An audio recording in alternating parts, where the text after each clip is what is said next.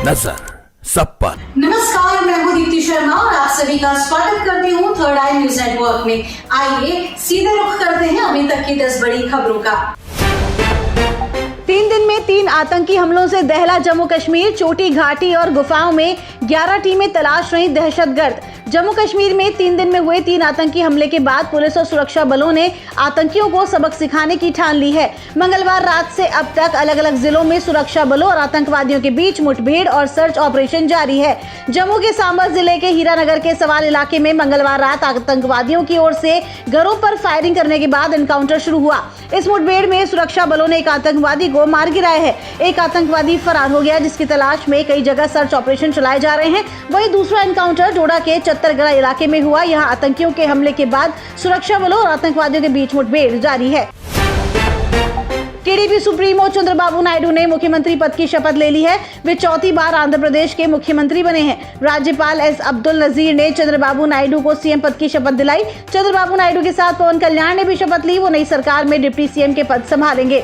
चंद्रबाबू नायडू से पहले 3 बार राज्य के मुख्यमंत्री रह चुके हैं। इस समारोह में पीएम मोदी, गृह मंत्री अमित शाह समेत कई गणमान्य हस्तियां मौजूद थी। चंद्रबाबू नायडू के शपथ ग्रहण के तुरंत बाद प्रधानमंत्री नरेंद्र मोदी ने गले मिलकर उन्हें बधाइयां दी।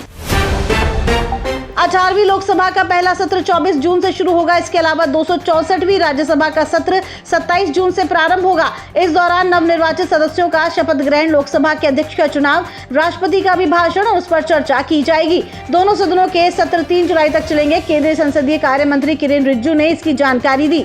सत्र का समापन 3 जुलाई को होगा। राष्ट्रपति द्रौपदी मुर्मू 27 जून को लोकसभा और राज्यसभा की संयुक्त बैठक को संबोधित करेंगे और अगले 5 वर्षों के लिए नई सरकार के रोडमैप की रूपरेखा पेश करेंगी। भारत में 4 साल के बच्चे में मिला बर्ड फ्लू का केस। WHO ने की पुष्टि। 2019 के बाद दूसरा मामला। भारत में इंसान में बर्ड फ्लू का मामला सामने आया है। विश्व स्वास्थ्य संगठन ने मंगलवार को कहा कि पश्चिम बंगाल में 4 साल के एक बच्चे में H9N2 वायरस के कारण होने वाले बर्ड फ्लू से मानव संक्रमण का मामला पाया गया है। WHO ने कहा कि मरीज को लगातार गंभीर श्वसन समस्याओं, तेज बुखार और पेट में ऐंठन के कारण फरवरी में स्थानीय अस्पताल में ICU में भर्ती कराया गया था और निदान और उपचार के बाद 3 महीने बाद छुट्टी दे दी गई थी।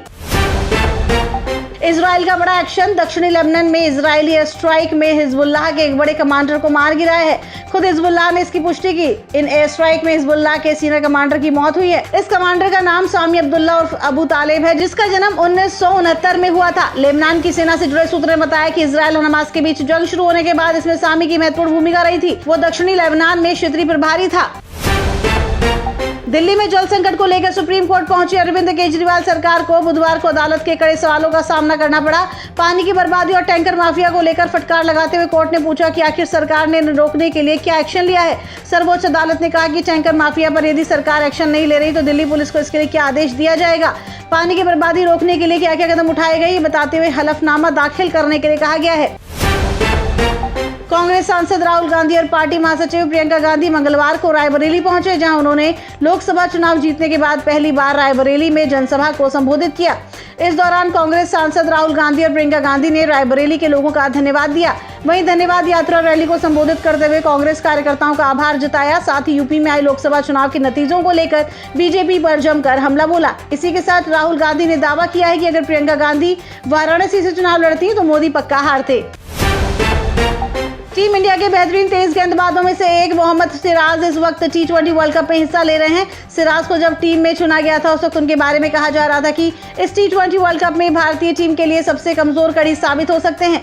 इस वर्ल्ड कप में गेंदबाज के तौर पर सिराज पूरी तरह से असफल हुए हैं। सिराज ने आयरलैंड के खिलाफ महज 1 विकेट अपने नाम किया था, जबकि पाकिस्तान के खिलाफ अहम मुकाबले में उन्हें कोई विकेट नहीं मिला था। बीसीसीआई की मैनेजमेंट इन्हें T20 वर्ल्ड कप की टीम से बाहर करने के बारे में विचार कर सकती है। मीडिया रिपोर्ट्स की माने तो अगर मोहम्मद सिराज को आगामी मैचों के दौरान किसी भी प्रकार की इंजरी होती है तो इन्हें फिर से टीम से बाहर किया जा सकता है और इनकी जगह पर मैनेजमेंट मयंक यादव को मौका देने के बारे में विचार कर सकती है। दिल्ली वालों पर पूरा हफ्ता रहेगा भारी। लू से नहीं मिलेगी राहत, गर्म हवाएं करेगी परेशान। राजधानी में अगले 6 दिनों तक लगातार लू चलेगी। इसके चलते 1 सप्ताह तक गर्मी से राहत मिलने की संभावना नहीं है। इसको देखते हुए मौसम विभाग ने बुधवार के लिए ऑरेंज और गुरुवार से सोमवार तक के लिए येलो अलर्ट जारी किया है। मंगलवार को दिल्ली में अधिकतम तापमान 43.8 डिग्री रहा, जो सामान्य से 4 डिग्री ज्यादा है। न्यूनतम पारा 28 डिग्री दर्ज किया गया, जो सामान्य से 1 डिग्री ज्यादा है।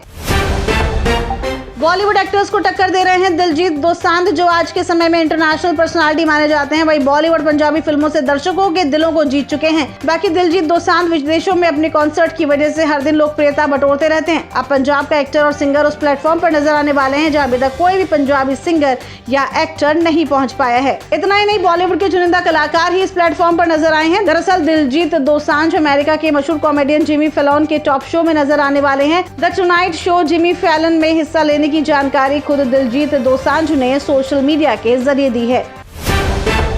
तो ये थी अभी तक की 10 बड़ी खबरें। देश विदेश की ताजा तरीन खबरों के लिए जुड़े रहिए थर्ड आई न्यूज नेटवर्क के साथ। नजर सब पर। नजर सब पर।